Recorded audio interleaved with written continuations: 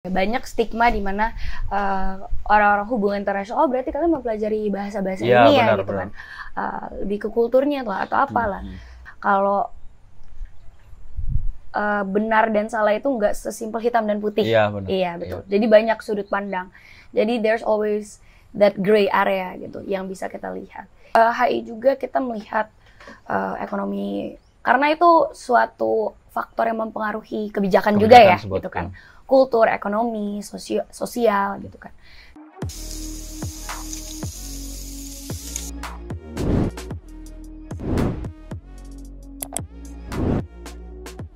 Halo semuanya, kembali lagi bersama saya Irfan Azeh. Kali ini kita kedatangan tamu spesial. Boleh diperkenalkan terlebih dahulu? Oke, salam kenal semuanya. Nama aku Amira Luna Fiorenza.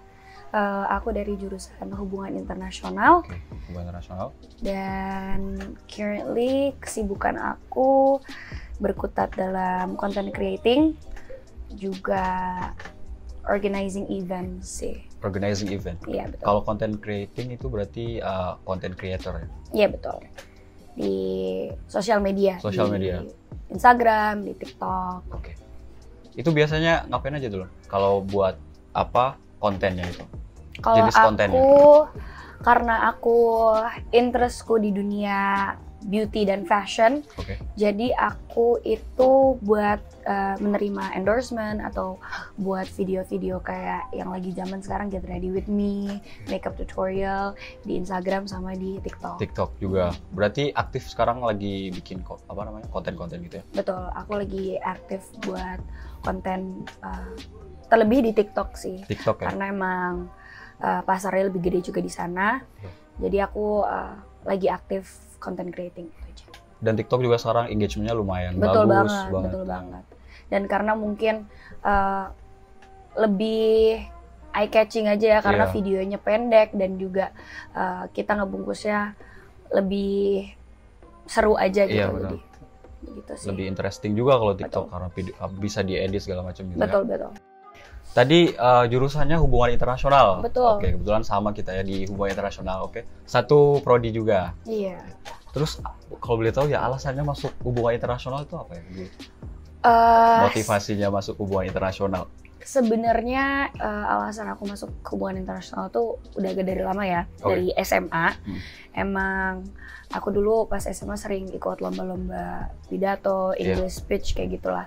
Dan emang beberapa guruku bilang emang oh kayaknya kamu punya bakat dalam bidang berbicara gitu kan. Dan aku juga bisa dibilang suka belajar bahasa juga. Benar. Punya interest terhadap dunia global, internasional. Dan akhirnya pas kemarin penjurusan SMA, salah satu guru aku nyaranin, oh kenapa kamu nggak masuk HI aja? Dan pas aku belajar lebih dalam, aku cari tahu HI ini belajar apa aja. Aku interestnya di situ. Jadi kayak menurut aku keunggulan aku cocok nih sama Hubungan HI gitu kan, sama ya. hubungan internasional.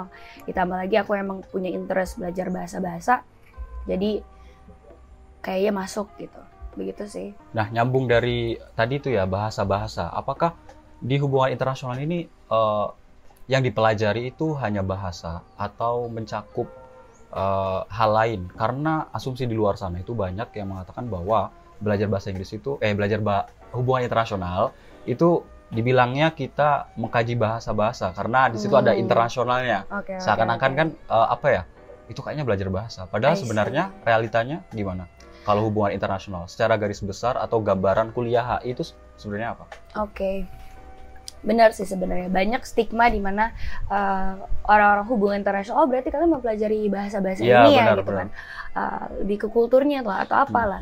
Sebenarnya enggak sih, lebih kayak hubungan global ya. Jadi Global. kayak ada belajar bahasanya. Iya. Penting juga kita memiliki kesadaran untuk belajar bahasanya. Cuman mungkin lebih ke hubungan kayak misalnya kayak gini.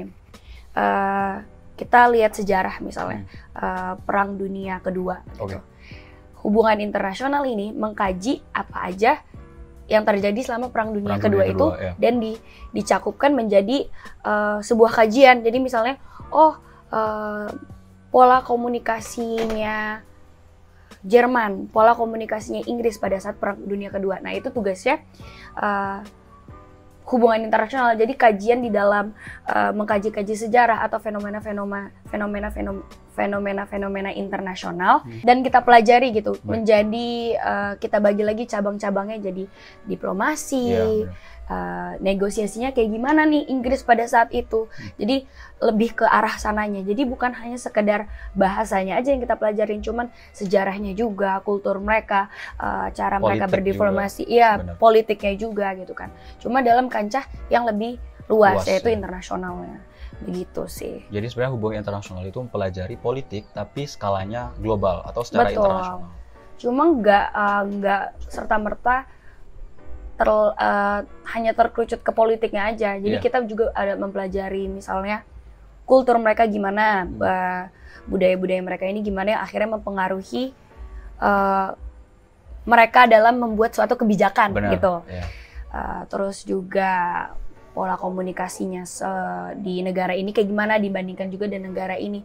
Jadi nggak hanya kita belajar kayak politik konvensionalnya aja gitu. Cuman budaya-budaya lain juga yang mempengaruhi ke politik itu tadi. Benar, gitu loh. Jadi hubungan internasional itu apa ya? Berpolitik dan juga mempelajari karakter suatu bangsa. Betul untuk banget. Bisa mencocokkan misalkan kita mau bekerja sama negara A, kemudian kita harus mengetahui karakternya. Betul. Untuk dapat mencapai kerjasama yang seimbang gitu, kerjasama yang mutual. Iya benar.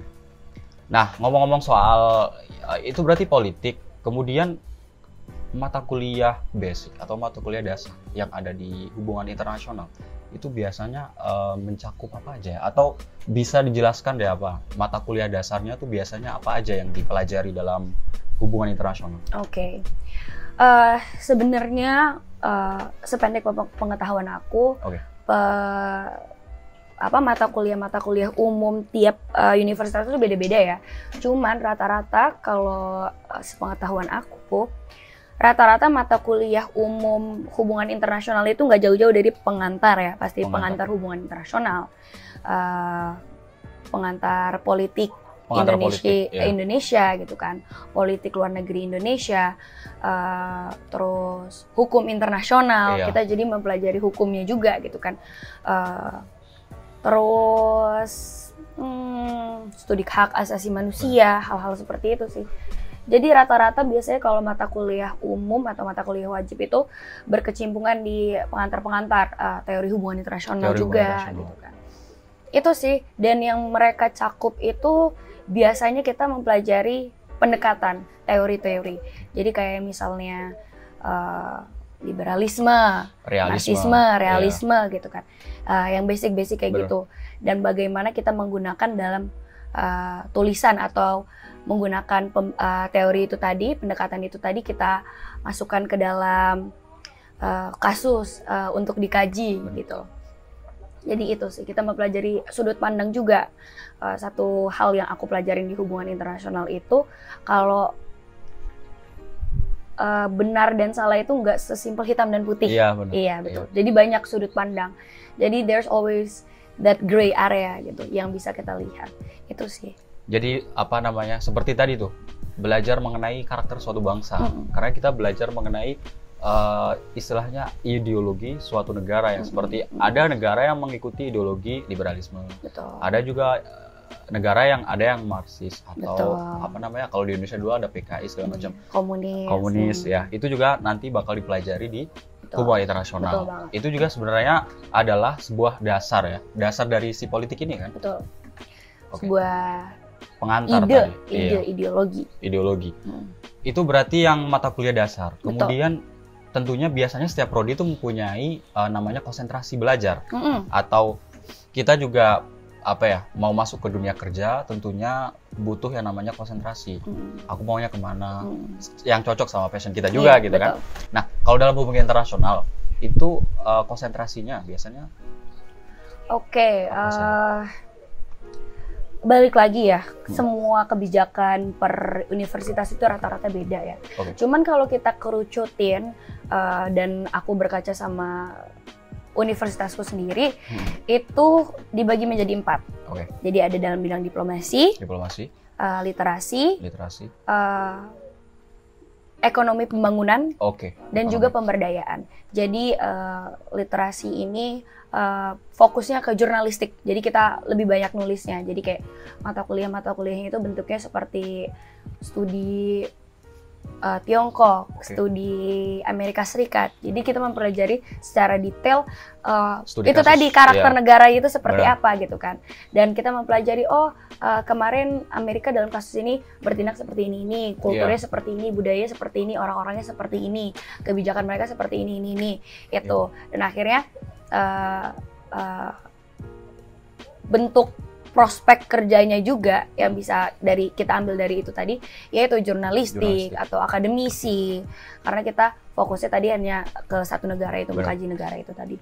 Terus ada juga diplomasi, dia bentuk mata kuliah seperti negosiasi dalam hubungan internasional, praktik diplomasi, seperti itu, pengantar diplomasi. Itu seperti namanya jelas prospek kerjanya berarti dibilang diplomat gitu kan. Di Kementerian Luar Negeri, di jadi duta besar duta besar, dubes, betul juga. Jadi emang arahnya ke sana gitu, lebih ke aktor politiknya gitu kan. Kalau di bidang ekonomi pembangunan itu ke MNC atau multinational company gitu kan. Ke perusahaan multinasional, PMN gitu kan. Kerjanya di bidang menganalisa bidang ekonomi global, ekonomi politik global. Jadi HI itu juga belajar ekonomi juga. Betul. HI juga kita melihat ekonomi, karena itu suatu faktor yang mempengaruhi kebijakan juga ya, gitu kan. Kultur, ekonomi, sosial gitu kan. Dan juga ada tadi yang terakhir aku sempat bilang pemberdayaan. Ini yang sebenarnya menurut aku nggak banyak orang tahu ya. Kayak ini salah satu cabang yang kalian belajarin di HI dan bisa dijadiin profesi. Kemarin aku sempat ketemu di salah satu acaraku dan kita sempat ngundang dia itu Senior Manager Public Affairs Goto. Iya, Gojek Tokopedia. Dan dia itu lulusan HI. Dan dia bekerja di bidang teknologi. Cuman kenapa aku bisa sebut dia ini masuk ke ranah pemberdayaan? Karena di job desk pekerjaan dia itu mengadvokasikan kasus-kasus atau permasalahan-permasalahan sosial seperti kesetaraan gender atau lingkungan. Itu kan masuk tuh ke pemberdayaan gitu kan. Dan dia kerja di private sector di Gojek Tokopedia itu mengembangkan perusahaan dia untuk lebih conscious atau lebih terbuka terhadap isu-isu hal seperti itu. Yang akhirnya mereka juga buat kebijakan di Gojek itu yang kayak misalnya zero waste, itu kan berasal dari sana gitu. Jadi menurut aku lulusan HI itu nggak serta-merta kalian berarti jadi diplomat atau kalau nggak mentok-mentok jadi dosen deh gitu kan. Enggak, sebenarnya menurut aku prospeknya tuh luas gitu. Karena kita mempelajari hal yang luas juga, nggak hanya bahasa doang ya kayak tadi yang dibilang. Begitu sih, Mas. Tadi itu sebelum lebih jauh lagi mengenai prospek kerja dari HI yang sangat luas itu, yang sebenarnya agak susah juga ya kalau HI karena saking luasnya itu tadi. Kita mau ke arah ini dulu deh, praktik diplomasi. Ada satu matkul di kampus kita yang membahas mengenai praktik diplomasi. Gambarannya itu seperti apa mata kuliah itu? Praktik diplomasi ya. Nah, ini sebenarnya kenapa serunya masuk hubungan internasional itu. Jadi salah satu mata kuliah tadi itu praktik diplomasi. Kita itu mempelajari gimana terjunnya diplomat itu ke dunia nyata gitu. Jadi kita kayak benar-benar dikasih kasus, dikasih permasalahan, dikasih problem. Misalnya kamu negara A, dan aku misalnya aktor politik lain, misalnya aku MNC lah, atau organisasi internasional gitu. Dan kita dikasih sebuah kasus, dan bagaimana caranya kita berdua itu bisa mencapai mutual agreement, atau titik tengah gitu, yang bisa kita setujui. Jadi kalau misalnya orang kira HI itu just all theoretical gitu atau hanya teori doang, nggak juga. Karena kita belajar juga kok, ada prakteknya juga kok, dipraktekkan juga gimana nih bentuk berdiplomasi nyatanya, real di dunia nyata itu kayak gimana.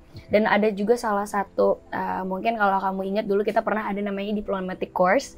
Jadi itu kita benar-benar satu mata kuliah yang emang kita itu merepresentasikan negara-negara. Jadi kayak MUN, jadi kita kayak model United Nation gitu. Kita aku misalnya jadi Inggris, kamu jadi Azerbaijan, atau kamu jadi negara apa, dan kita dikasih suatu isu nih, dan kita harus menulis paper tentang pendapat negara itu tentang isu ini, dan kita berdiplomasi selayaknya kayak di PBB beneran gitu.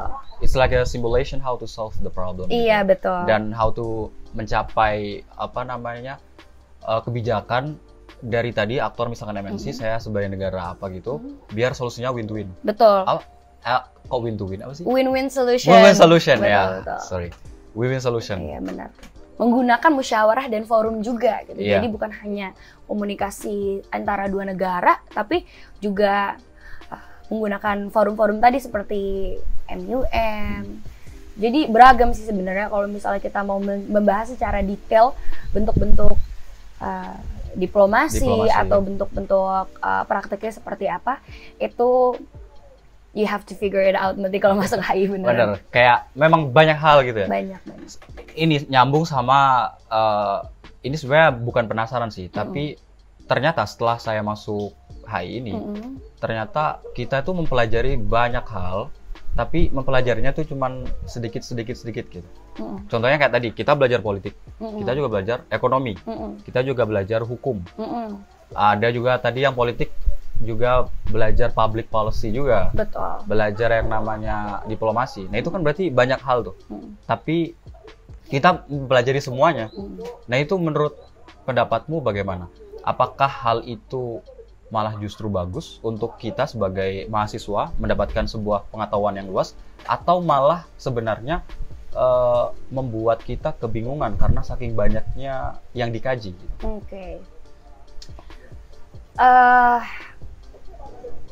Ini menurut aku lebih ke opini aku pribadi. Iya, opini menurut pribadi aku, hal-hal yang kita belajarin itu bisa dibilang lumayan common knowledge. Jadi emang suatu pengetahuan yang emang kita secara orang dewasa harus kita pahami juga nanti untuk terjun ke dunia pekerjaan gitu.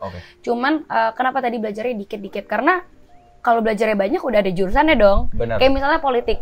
Ya kalau kita terlalu banyak politik kan ada jurusannya ilmu politik gitu kan. Ya, atau ekonomi kan ada jurusannya sendiri ekonomi. Tapi kenapa kita perlu belajar mengetahui bidang itu juga? Karena balik lagi tadi itu semua berpengaruh ke dalam kebijakan gitu. Berpengaruh ke dalam suatu pembuatan kebijakan, suatu policy gitu. Kayak misalnya tadi ekonomi, sosial. Kita kan belajar sosial juga nih, sosiologi juga. Walaupun ada jurusannya juga tuh sosiologi.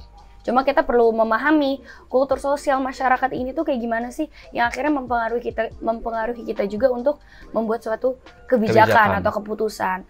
Dan juga tadi misalnya politik, kita harus memahami tren-tren politik sekarang nih kayak gimana, cocok nggak sama kondisi ekonomi pada saat ini. Semua hal itu menurut aku berkesinambungan. Dan nggak hanya perlu di pelajarin untuk anak HI aja. Menurut aku itu common knowledge yang harus kita untuk umur kita harus pahami gitu, untuk conscious dan aware terhadap apa aja yang terjadi di dunia ini gitu. Begitu sih. Jadi sebenarnya mempelajari banyak hal itu untuk mencapai misalkan kita mau buat sebuah kebijakan, berarti kan harus paham tadi itu kan. Betul. Kayak ekonominya kita harus paham, politiknya juga harus paham. Kalau misalkan kita membuat kebijakan, tapi kita nggak paham ekonomi, bagaimana kita membuat kebijakan yang benar, yang sesuai dengan situasi yang ada di suatu negara gitu. Sama ini, tadi itu kan selesai diplomasi ya. Ada tadi sempat mention pemberdayaan. Pemberdayaan itu kan berarti ada yang namanya lingkungan, ada juga yang namanya gender equality. Ada mata kuliah yang membahas mengenai gender in international relations kan. Betul. Nah itu kalau boleh, kalau Kalau boleh tahu nih ya, Hmm. penjelasan lebih detailnya seperti apa itu? Kayak mempelajari apa saja atau apa yang perlu kita ketahui gitu sebenarnya Betul. dalam hubungan internasional. Oke, ini balik lagi ke tadi pernyataanku kalau semua mata kuliah di setiap kampus itu beda-beda. Mereka Iya, punya beda-beda. kebijakan masing-masing. Interestnya di kampus aku, interestingnya itu kita ada matkul namanya Gender in International Relations. Iya, Jadi kita mencakup lebih detail, mempelajari lebih dalam apa sih peranan gender gitu kan dalam hubungan internasional ini. Kita mengkaji lebih dalam juga kenapa orang perlu conscious gitu, perlu sadar, perlu aware bahwa permasalahan gender ini suatu hal yang harus kita teliti lebih dalam gitu kan. Dan sesuatu Iya. isu yang urgent Suatu juga ya, Jen? iya, suatu isu yang urgent gitu. Maksudnya speaking for myself, I'm a woman Iya. myself gitu kan. Benar. Yang bisa dibilang sebuah minoritas lah dalam ruang lingkup pekerjaan hubungan internasional gitu, Iya. yang dalam bidang diplomasi politik itu kita masih dihitung sebagai kaum minoritas gitu. Dan kenapa menurut aku perlu banget kita terjun ke dalam mempelajari gender itu karena balik lagi ke sejarah ya. Sejarah dulu kita perempuan emang kita dulu punya ya Iya. opini politik, suara untuk berpendapat. Kan itu menurut aku itu juga hasil dari revolusi, hasil dari globalisasi, hasil dari edukasi banyak orang gitu. Dan menurut aku seiring kita berjalannya waktu, berkembangnya zaman, semua hal itu juga harus diasah. Pengetahuan orang terhadap gender, pengetahuan orang terhadap hak-hak untuk wanita, hak-hak seperti itu, kesetaraan gender itu perlu diperbarui juga gitu loh. Bahwa kita perempuan memiliki hak selayaknya laki-laki juga Iya, gitu kan. Prospek-prospek kerja kita juga harusnya adil sama kayak apa yang kalian dapat. Dan menurut aku itu dibahas di mata kuliah itu, di Gender in International Relations, peran-peran revolusi-revolusi yang pernah terjadi di sejarah untuk memperjuangkan hak-hak wanita gitu kan, hak-hak kesetaraan. Bukan berarti wanita ini kita memperjuangkan hak kita sebagai wanita, bukan berarti kalian nggak mempunyai hak. Kita hanya pengen keadilan yang kalian punya gitu kan, laki-laki punya di luar sana. Jadi menurut aku balik lagi itu tadi benar, HI itu nggak serta-merta kita belajar politik aja. Cuman hal-hal seperti itu tadi, isu-isu politik seperti masalah gender, masalah lingkungan, itu tuh hal-hal yang mempengaruhi, gitu kan. Yang akhirnya sekarang coba kita sekarang mempunyai wakil presiden Amerika Serikat sekarang itu dia wakil presiden pertama perempuan pertama. Tuh. Itu kan hasil dari revolusi gitu kan. Itu kan hasil dari pergerakan sosial yang akhirnya berhasil kita mengemukakan bahwa kita perempuan ini sama capable-nya kok sama kalian laki-laki bekerja di bidang politik gitu. Dan kita perempuan juga punya hak atas suara-suara politik kita gitu. Iya. Begitu sih. Atau seperti ini kali ya, kita semua manusia itu mempunyai hak yang sama untuk memilih apapun yang kita mau. Betul. Tidak berdasarkan gender. Betul. Baik kita cowok maupun cewek, bebas mau ngapain aja gitu kan. Istilah bahasa gampangnya gitu. Kalau tadi itu udah gender, sekarang lingkungan. HI kok bisa bahas lingkungan? Oke. Apa urgensinya sih hubungan internasional itu membahas lingkungan? Sebenarnya banyak, cuman to keep it simple dan untuk biar mudah dimengerti. Lingkungan itu kan salah satu aspek atau faktor yang sangat penting dalam pembuatan kebijakan juga gitu. Okay. Karena ya kita hidup di bumi gitu. Kita menginjak bumi, banyak lingkungannya gitu lah intinya ya, banyak dan kayak misalnya sektor-sektor ekonomi juga banyak yang berkecimpungan di lingkungan. Misalnya petani padi gitu kan, itu kan suatu aspek bagian suatu cabang ekonomi yang besar gitu kan. Jadi lingkungan ini masih terjun lah, masih masuk lah ke politik sama ekonomi. Untuk penjelasan yang lebih singkat, misalnya kayak gini. Kita sekarang kan bisa dibilang lagi mengalami climate change ya. Krisis iklim gitu, perubahan iklim gitu. Yang akhirnya perubahan iklim ini juga mempengaruhi kebijakan-kebijakan aktor-aktor politik atau negara-negara terhadap ekonomi dan politik mereka. Jadi misalnya kayak karena sekarang kita itu karena lagi krisis iklim ini, perubahan iklim ini, kita lagi berusaha mengurangi carbon waste atau gitu, emission misalnya. juga. Carbon emission. Betul banget. Jadi misalnya itulah makanya kenapa kita perlu memahami punya pemahaman atas lingkungan juga gitu. Apa yang terjadi sih di lingkungan pada saat ini yang akhirnya mempengaruhi kita untuk mempengaruhi kita dalam membuat keputusan atau kebijakan itu, betul banget. Jadi misalnya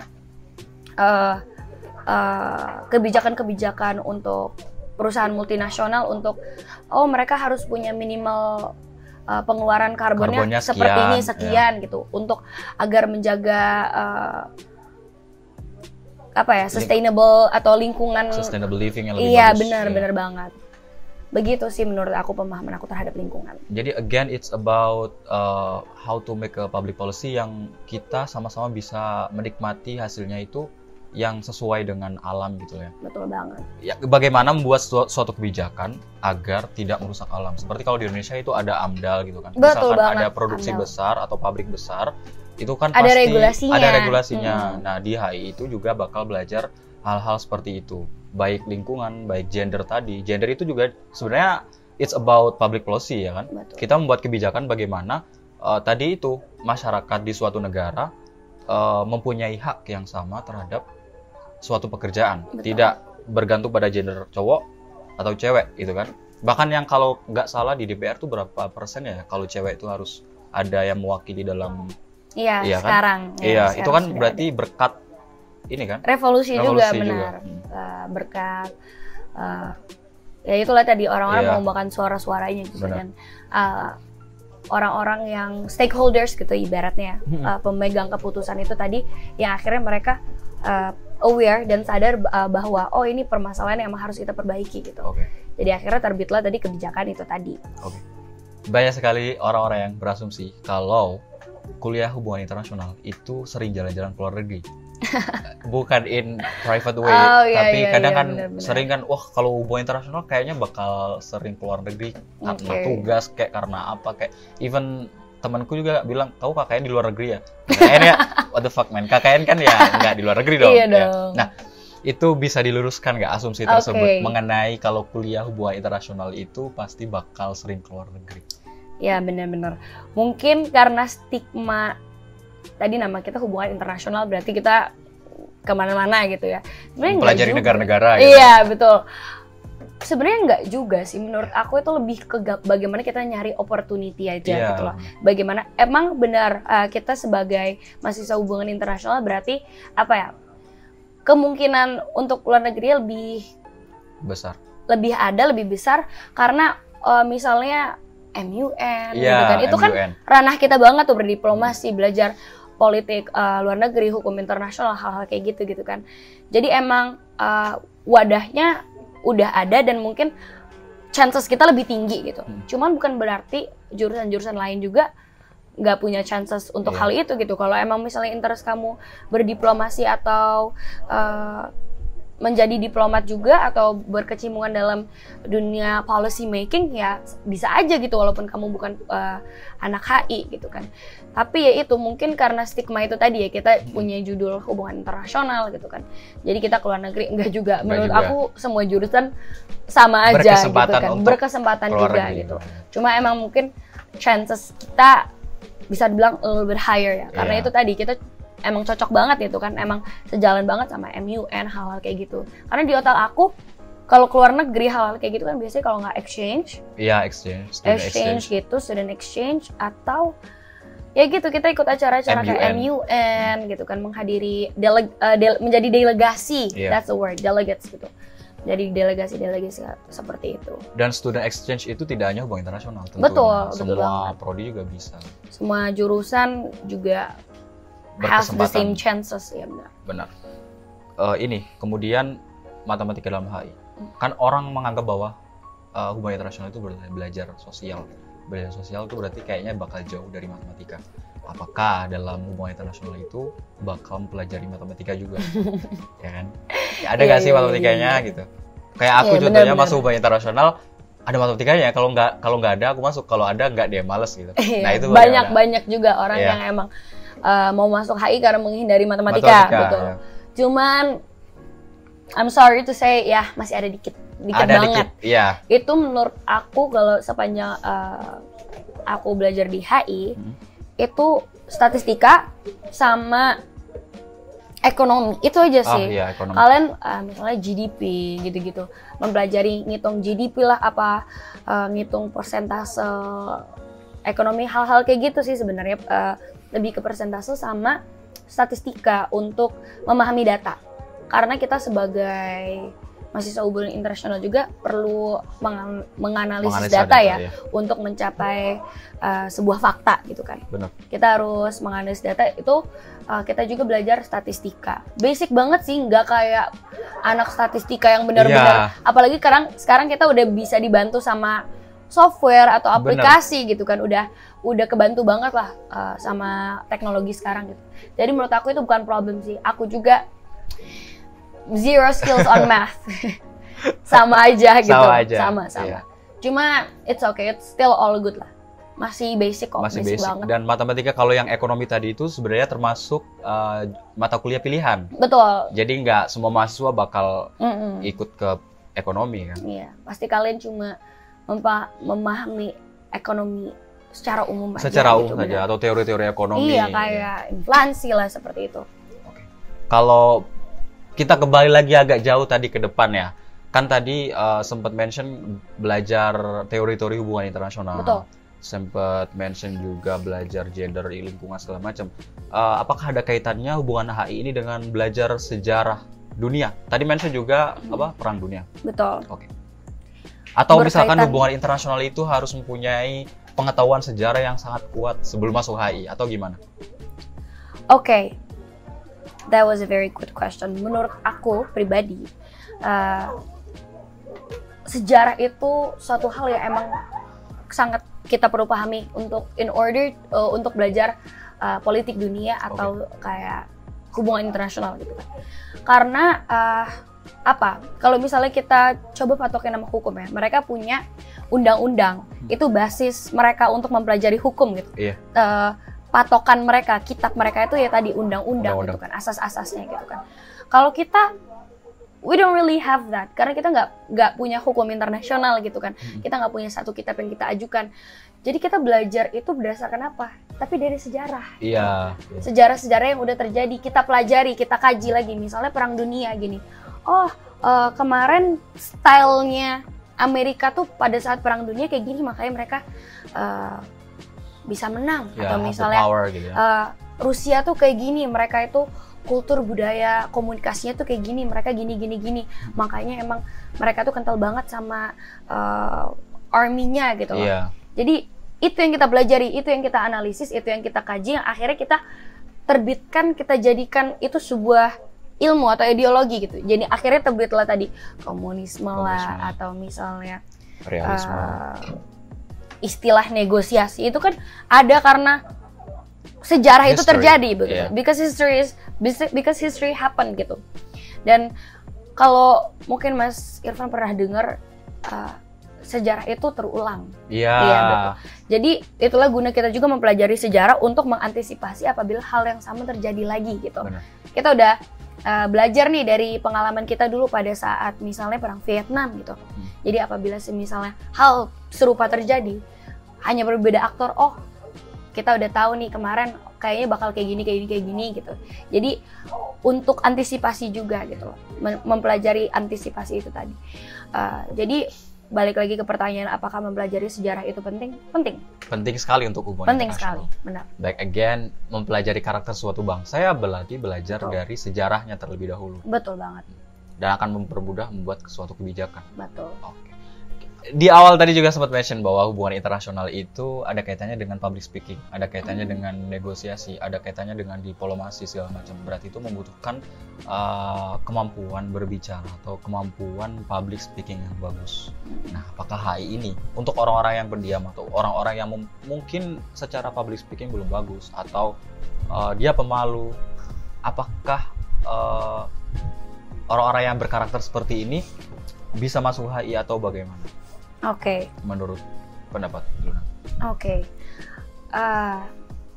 Let's get this clear ya. Yeah. Untuk masuk ke dalam HI, kalau kamu nggak punya apa ya? Menurut aku pribadi, kalau misalnya kamu nggak punya public speaking skills, itu nggak apa-apa.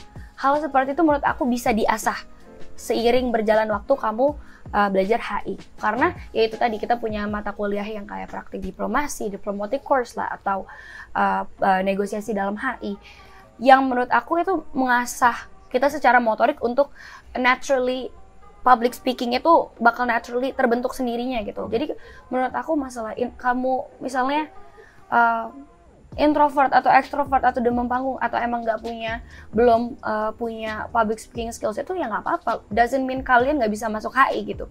Menurut aku itu emang salah satu skill yang nggak hanya HI doang harus miliki, cuman common lah, semua orang yang berkecimpung dalam dunia menggunakan komunikasi itu ya harus punya minimal basic public speaking itu penting banget gitu. Yeah. Cuman bukan berarti kalau kamu belum punya kamu nggak bisa masuk HI, bukan gitu loh. Itu menurut aku hal yang bisa diasah. Jadi seiring berjalan waktu bisa dipelajari. Lebih ke added point sih itu. Added point plus banget kalau misalnya kamu punya public speaking skills. Cuma kalau kamu nggak punya ya don't worry gitu. Hal seperti itu bisa diasah. Itu bukan bukan suatu yang bloodline related atau misalnya kalian itu harus punya keturunannya. Enggak, itu hal yang bisa kita bangun sendiri gitu. Caranya gimana? Sering-sering latihan depan cermin atau kayak gimana, atau memberanikan diri untuk berpendapat. Menurut aku hal-hal kecil seperti itu bisa dilatih juga. Makes a big difference, benar. Kayak tadi sempat mention juga ada yang namanya praktik diplomasi, itu juga salah satu cara untuk memperbaiki public speaking. Bener banget. Dan juga mungkin bisa ikut UKM atau ikut organisasi. Bener itu juga banget. Salah satu cara untuk menaikkan PD kita. Yeah. Confidence. Nah, nyambung ke UKM. Kemarin ikut-ikutan ini nggak? UKM atau organisasi atau kepanitiaan gitu? Kalau UKM sih enggak ya, karena kalau rata-rata di kampusku tuh UKM-nya kalau nggak debat, olahraga gitu. Kalau organisasi ya, aku ikut himpunan mahasiswa hubungan internasional di kampusku dan ikut juga beberapa kepanitiaan. Karena emang aku punya interest ke dalam bidang event organizing itu tadi, kan. Jadi aku banyak ikut kepanitiaan kayak gitu. Kalau yang hubungan internasional tadi itu berarti UKM yang masih relate sama hubungan internasional? Kalau hubungan internasional itu lebih ke himpunan sih. Oh, himpunan. Jadi kalau misalnya to keep it simple ya, kalau SMA dulu punya OSIS. Ya. Kalau per jurusan itu punya himpunan. Himpunan gitu. Itu. Jadi itu sebenarnya bukan sebuah UKM yang bukan ada relate-nya sama hubungan internasional. UKM itu di bawah himpunan biasanya. Oh iya. Jadi himpunan yang mengumpuni gitu. Jadi misalnya dan setiap jurusan itu punya himpunan juga, misalnya Ilkom, Himakom gitu kan. Psikologi, Himapsi. Kalau di HI itu namanya Komahi, Korps Mahasiswa Hubungan Internasional. Dan beda-beda sih namanya tiap kampus, tapi rata-rata kayak gitu. Pasti punya. Ya. Ada himpunannya. Walaupun namanya beda-beda tapi pasti punya himpunan. Kalau gitu ini UKM yang ada kaitannya dengan hubungan internasional? Biasanya di kampus tuh ada? Di kampus sependek pengetahuanku ya, aku rata-rata kalau di HI sendiri itu UKM-nya menurut aku sangat membantu ya. Sangat membantu skill-skill untuk dalam HI itu debat. UKM debat. Jadi kita sekarang kayak ERDC, International Relations Debate Club gitu. Jadi itu kita belajar debat lah intinya, belajar cara berdebat yang menurut aku itu salah satu skill yang sangat membantu dalam bidang hubungan internasional sih. internasional. Dan kalau teman-teman tahu, ini bukan UKM sih, cuman organization kah? Bisa dibilang organization, I guess, atau forum. Itu banyak di kampus-kampus tuh, misalnya ISEC Oh iya, ISEC. atau FPCI. Nah, FPCI itu kayaknya di masing-masing kampus Kampus juga ada ya. chapternya ya biasanya. Itu jadi mereka biasanya punya satu apa ya? Suatu induk Iya. secara nasional gitu atau internasional, dan ada cabang-cabangnya di kampus. Di setiap Jadi kampus kayak ada. ISEC, MUN juga ada biasanya gitu kan. Grup-grup MUN, FPCI, hal-hal seperti itu. Tadi kan udah mention bahwa hubungan internasional itu bakal biasanya ke diplomat atau ke Kementerian Luar Negeri atau Kementerian Dalam Negeri. Prospek kerja dalam hubungan internasional apakah sesempit itu? Balik lagi ke tadi pembahasan kita sebelumnya Iya. mengenai konsentrasi ya. Enggak sama sekali menurut aku. Sebenarnya banyak stigma kalau HI mah kerjanya di bidang itu aja. Iya, gitu. mau jadi diplomat. Iya, Ya. itu doang gitu. Cuman menurut aku segala hal yang mencakup internasional atau hubungan global, kita tuh masih bisa masuk. Masih bisa masuk. Itu. Misalnya kerja di MNC tadi kan, multinational company gitu kan. Private sector kayak GoTo tadi yang pernah aku sempat aku mention gitu kan. Kalian jadi public affairs, Iya. itu masih masuk gitu. Kalian ibaratnya humasnya perusahaan itu untuk private sector lain, atau kayak aktor-aktor publik lain. Kayak misalnya aku mewakili perusahaanku ke sebagai perwakilan perusahaanku menghadap UN atau UNICEF. Itu kan masuk gitu Iya, loh. benar. Jadi nggak serta-merta menjadi diplomat doang, atau misalnya menjadi akademisi doang, atau jurnalis doang gitu kan. Newscasting itu kalau misalnya kamu jadi newscaster gitu, pembawa berita, Oke. itu masuk juga kok. Masuk Jadi hubungan internasional masih masuk. Jurnalistik yang masuk. Betul banget. Terus humas juga masih masuk. HR juga bisa. HR, HR, banyak sih PR menurut juga aku. bisa. Iya, Oh, benar. PR humas. Iya, PR humas. Jadi menurut aku banyak kajian yang nggak serta-merta hanya menjadi diplomat doang gitu, atau Iya, duta besar doang, enggak. Atau jadi menteri luar negeri Iya. doang, enggak gitu loh. Nggak sesempit itu. Nggak sesempit itu. Masih luas kok. Banyak kita mempelajari, balik lagi tadi, kita mempelajari banyak hal. Banyak hal. Ekonomi masuk, politik masuk gitu kan, komunikasi juga masuk, media masuk. Jadi menurut aku nggak sempit. Nggak Jadi sesempit tenang itu. aja. Oke. Kita lanjut ke ada beberapa istilah dalam hubungan internasional yang sering. Kayak tadi udah ke-mention MUN, ada UN juga. Bisa juga ada hubungan bilateral, multilateral. Nah, kalau boleh tahu itu istilah-istilah itu tuh apa sebenarnya? MUN. Oke. MUN itu Model United Nations, Oke. atau model PBB ya intinya. Jadi kayak itu suatu forum, suatu wadah yang disediakan oleh PBB atau UN untuk pelajar atau orang yang emang punya interest dalam bidang negosiasi atau berdiplomasi untuk mencoba beraktor menjadi diplomat.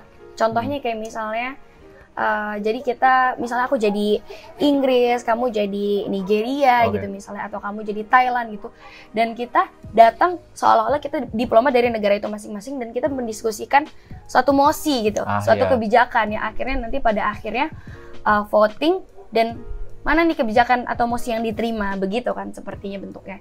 Jadi itu menurut aku ini hal yang interesting juga dan menarik juga yang dibuat oleh PBB. Wadah untuk ya itu tadi simulasi, wadah simulasi benar untuk anak-anak SMA atau mahasiswa gitu kan, untuk belajar berdiplomasi menggunakan simulasi yang benar-benar real gitu. Jadi kita datang itu benar-benar pakai jas dan dikasih juga badge atau nama-nama negaranya, dan kita juga nulis paper mewakili, dan nanti juga bakal ada best delegates kayak gitu. Jadi benar-benar real dan pengalamannya tuh ada banget sih menurut aku. Itu MUN. Jadi UN itu yang realnya. UN itu organisasi realnya, kalau namanya MUN, atau PBB, atau UN atau United Nations. PBB itu Perserikatan Bangsa-Bangsa. Model United Nation itu forum simulasi. Benar. Forum simulasinya, gitu sih teman-teman. Oke. Bilateral, multilateral, itu kan sering banget kita dengar dalam hubungan internasional. Bilateral itu hubungan antara dua negara. Kerjasama atau hubungan antara dua negara. Jadi bisa jadi itu komunikasi atau apa antara dua negara. Bilateral, B itu mengacu pada dua. Multilateral itu lebih dari dua negara. Oke. Bisa 3 dan bisa ke atas, lebih. 3 ke atas gitu misalnya. Jadi misalnya antara kerjasama ASEAN. Ya. ASEAN itu multilateral. Multilateral. Ya. Indonesia, Malaysia, palm oil. Itu bilateral. Begitu. Karena dua negara tadi. Karena antara dua negara. Begitu. Banyak sih. Banyak ya. Banyak banget kalau misalnya kita terjun lebih dalam kerjasama antar negara atau antar suatu kelompok gitu. Itu banyak banget. Itu jadi istilah baru buat teman-teman, bilateral dan multilateral. Oke, jadi prospek HI itu tidak sesempit itu ya. Maksudnya tidak hanya bekerja dalam pemerintahan, tapi kita juga bisa bekerja dalam sektor-sektor swasta. Betul atau banget. MNC atau bahkan jurnalistik juga gitu. Oke, terakhir nih Luna ya. Terakhir sebelum kita akhiri videonya, boleh kasih saran untuk teman-teman yang tertarik dengan jurusan hubungan internasional. Apa yang perlu dipersiapkan atau apa yang perlu dilatih untuk bisa masuk, atau untuk biar nanti pas lagi belajar tuh nggak kerepotan gitu, nggak capek. Ini ya lebih ke pengalaman pribadi pengalaman pribadi aku pertama kali masuk kuliah, dan menurut aku satu skill ini itu ngebantu banget, nggak hanya di satu jurusan, cuman kayak suatu skill yang emang harus kita punya ke depannya, itu writing gitu. Menurut aku menulis itu tuh penting banget, nggak hanya di prodi hubungan internasional aja, tapi di jurusan-jurusan lainnya. Kekuatan dalam tulisan itu tuh penting banget, nggak berbeda dengan misalnya ucapan ya, beda banget. Jadi kita bisa, misalnya itu bagus juga untuk orang-orang yang tadi introvert itu. Misalnya kalian emang nggak punya skill di bidang public speaking ya, kalian bisa asal lagi di writing gitu. Dan banyak banget, nggak hanya jurusan hubungan internasional aja yang kalian tuh bakal banyak nulis paper atau opinion paper gitu kan. Itu nanti review gitu kan. Itu pasti banyak banget nanti di kuliah, apalagi kalian yang kuliah berkecimpung di dunia sosial gitu sih. Jadi menurut aku satu skill yang harus kalian asah itu writing. Critical thinking juga. Itu menurut aku satu skill kah atau apa? Yang emang perlu dilatih, bukan hanya untuk sebagai mahasiswa hubungan internasional, tapi sebagai mahasiswa. Karena kita sebagai mahasiswa emang dituntut untuk kritis terhadap opini-opini, isu-isu gitu, atau semua hal yang terjadi di dunia pada saat ini gitu kan. Jadi itu kritis, kita harus selalu kritis, harus keinginan untuk bertanya-tanya, keinginan untuk belajar itu harus selalu ada. Dan pasangannya dari writing itu adalah reading ya tentunya. Betul banget, itu sih. Sama reading. Banyak-banyak. Perluas ilmu dalam membaca sih. Karena kita sekarang udah hidup di era globalisasi di mana kita tuh udah dimudahkan banget mengakses informasi. Benar. Ada yang namanya sekarang internet gitu. Jadi menurut aku hal-hal seperti itu harus kita manfaatkan to the most gitu, ibaratnya. Kayak ya kita sekarang udah hidup di era yang sangat mempermudah kita untuk mengelola informasi. Jadi ya kita harus memanfaatkan itu sebaik mungkin sih. Reading, writing, and critical thinking. Itu yang perlu diasah sebelum masuk hubungan internasional. Betul banget. Tapi ada yang ketinggalan nih sebelum selesai. Tadi sebenarnya ada sesuatu yang pengen saya tanyakan. Opini mengenai gender equality. Atau opini pribadi kamu mengenai gender equality. Tadi sempat di-mention beberapa, sedikit, tapi ini juga penutup untuk opini pribadi mengenai gender equality. Menurut aku, gender equality itu adalah suatu keharusan. Speaking from a feminist myself ya. Gitu kan. Menurut aku, kita sebagai perempuan harus selayaknya memiliki hak-hak yang sama diperoleh oleh laki-laki. Oke. Dan dengan tercapai hal itu bukan berarti mengulangi hak-hak yang dimiliki oleh laki-laki. Gitu. Jadi dengan tercapainya hak-hak kita bukan berarti mengurangi hak-haknya kalian. Kita hanya ingin hak-hak yang setara sama laki-laki gitu. Mungkin emang banyak orang yang belum aware terhadap urgensi isu ini. Cuma as a woman living in today's generation gitu kan. Itu menurut aku ya open your eyes. Open your eyes. Ayo kita lebih aware terhadap isu ini. Kita lebih sadar bahwa banyak loh perempuan di sana yang sama capable-nya dengan laki-laki, cuma mereka nggak punya kesempatan atau chances untuk mendapatkan kerja selayaknya laki-laki juga gitu. Atau nggak hanya kerja, tapi misalnya hak-hak politik atau publik mereka. Jadi itu sih. Bahkan hal dasar pun kadang wanita juga masih terdiskriminasi dan segala macamnya. Jadi kalau sekiranya penjelasan aku kurang ngena atau kurang dapat read more about it. Mungkin aku nggak bisa nggak bisa menyampaikan yang lebih detail atau lebih in depth. Tapi mungkin teman-teman bisa bisa cari tahu lebih dalam tentang isu-isu what's happening in the world right now, tentang kesetaraan gender atau feminism atau segala isu tentang kesetaraan gender gitu, gender inclusivity gitu. Itu teman-teman harus tahu sih. Karena itu sebenarnya juga basic knowledge juga ya. Benar banget. Oke, kita udah panjang sekali ngobrol mengenai hubungan internasional karena memang banyak sekali hal yang perlu dibahas, bahkan beberapa hal juga belum sampai sempat kebahas. Terima kasih Luna telah hadir di Be Thinker. My pleasure. Oke, sekian dari kami. Dadah.